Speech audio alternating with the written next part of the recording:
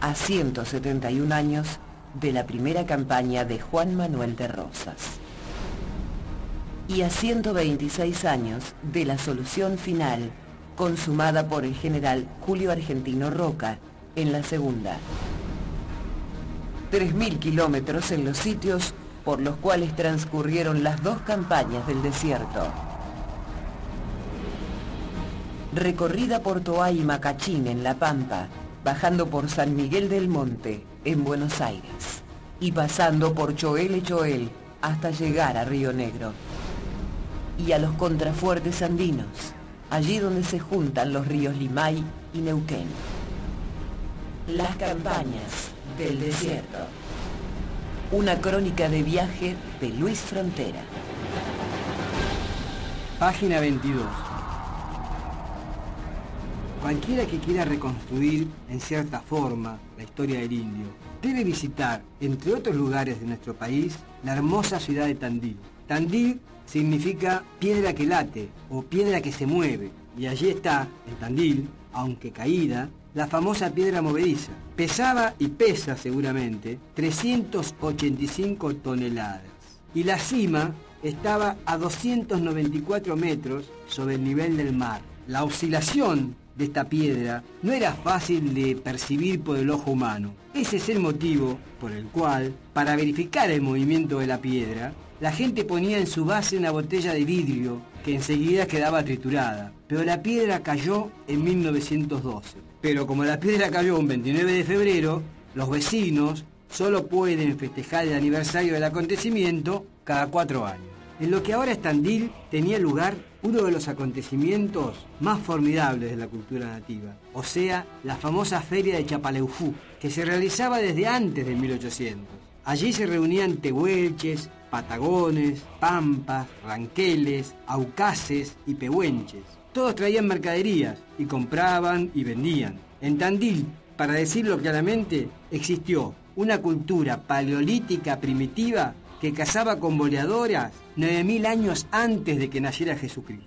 Eran los pámpidos, que después fueron dominados por los mapuches, que a su vez fueron los antiguos habitantes de toda esta zona. Hoy Tandil es hermosa, turística, ofrece el encanto de los quesos y los salamines, y como en todos los lugares en que habitó el indio, quedan testimonios. En este caso es el de Luis Bravo, hombre que tiene un barcito junto a la piedra movediza, tierra que hereda de sus antepasados indios de apellido Pichinián.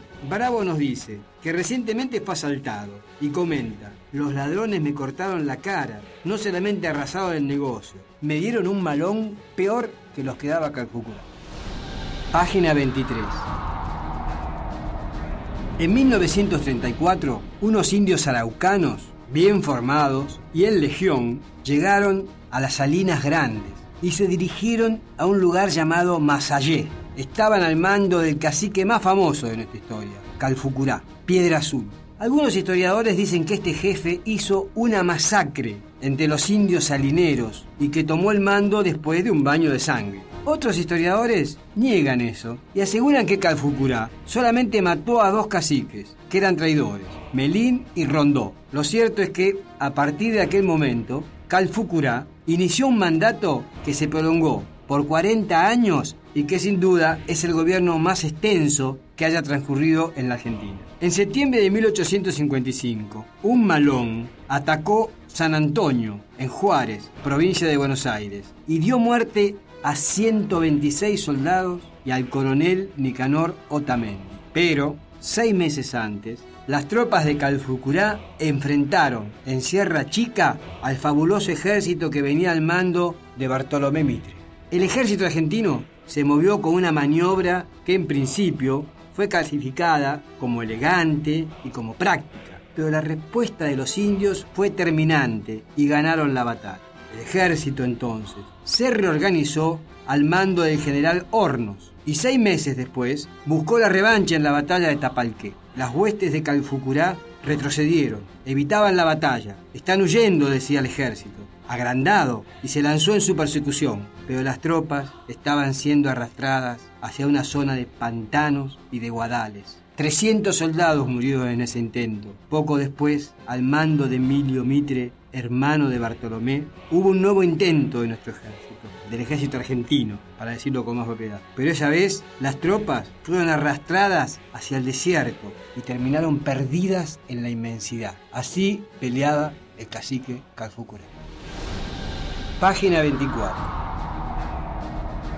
La guerra estalló. Los indios torturaban a sus cautivos y los blancos atacaban a las mujeres y a los niños de los indios. Y se crearon nuevos regimientos y se lanzaron más ataques contra el indio. Pero nada daba resultado y Calfucurá, al mando de las tribus, se movía silenciosamente con 6.000 guerreros contra toda la frontera occidental de Buenos Aires. Una investigación aseguraba que entre 1820 y 1870 los indios se llevaron 11 millones de cabezas de ganado, 2 millones de caballos y 2 millones de ovejas, y que en ese lapso de tiempo mataron a 50.000 personas blancas, destrozaron 3.000 casas y robaron por valor de lo que hoy serían 20 millones de dólares.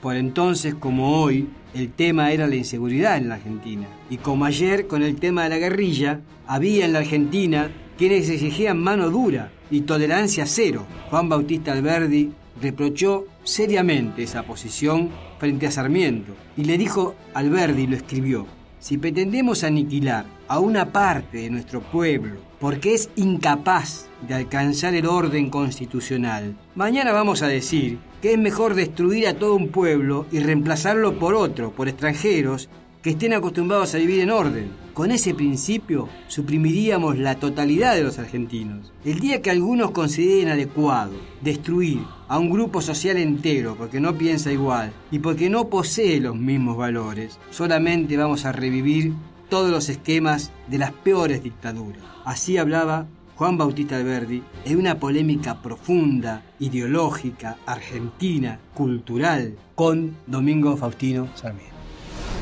Las campañas del desierto. Una crónica de viaje de Luis Frontera.